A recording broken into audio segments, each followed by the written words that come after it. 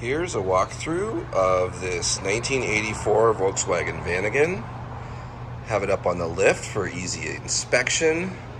I thought maybe when I fixed this exhaust leak it was still leaking, but I checked all the bolts and I ended up putting a new bolt in there, and that is sealed up nice and good.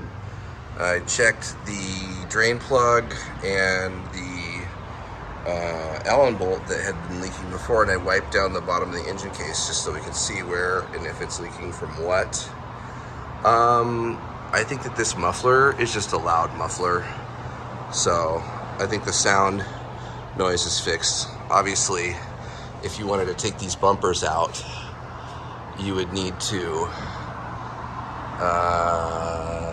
they're bolted up here, and so you could just unbolt them here, and I guess it's just those two bolts and these two bolts, and then you could pull the bumper off and do the work you wanted to straighten it out. You asked me about the shocks on the van. This is how they look. Just one bolt at the top and one bolt at the bottom. They're not inside the coil springs. They're very, very perishable shocks, so it definitely would ride better with that. Moving on to the gearbox. Looks like the gearbox is weeping. At some point we would want to change the gear fluid. The brake lines look somewhat okay. Looks like the shift lever and mechanism is all kind of gross looking. Maybe we could sharpen up the shift response. You know, definitely gunk coming from places under the engine, but the heads don't seem to be leaking. And now here I see there's a little bit of coolant right there.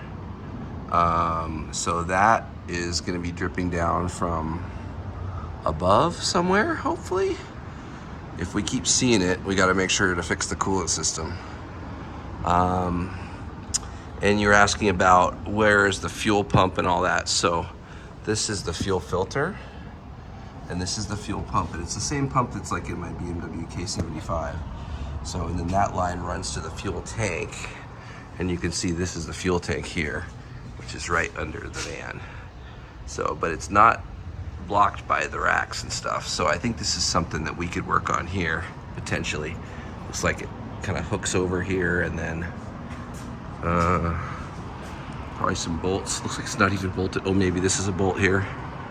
Yeah, it's just got these little carriers that kind of bolted in, and then it hooks over. So pretty easy to drop that tank down.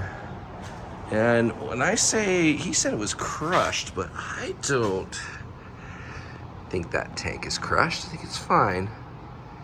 So I don't know what he's talking about, you know. And then looking down into the car, obviously the shift linkage, seen better days. Looks like these radiator coolant hoses, maybe these are older, but they're still supple, but they are kind of showing some wear. Those are probably gonna need to be replaced. And then in the front, looks like this control arm bushing. Obviously we want to get in here and we want to bleed these brakes. And then these front shocks are also toast, but they're a little harder to do because they're inside the shock.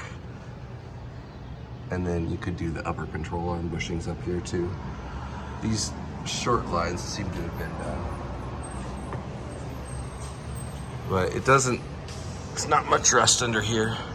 Have to work on some of it.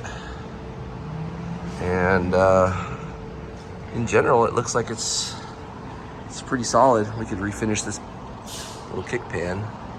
Some of this stuff here, this bushing, it's probably a little bit perished, but okay. Anti-roll bar bushing seems okay.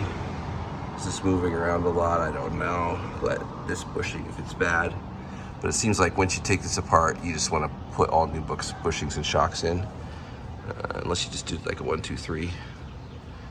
So it looks like there's a couple more little rust spots we could work on, but in general, the van doesn't look like it's been crunched up a lot. Yeah, so I'm not sure what he's saying, why he says the fuel tank is crushed. But the fuel tank rehose job looks like it might be kind of easy. There's a saddle tank. there's some hoses up there, I don't really know, but it really is just like held in by a couple of bolts, looks like. So I don't know. Anyway, that's what I think about that.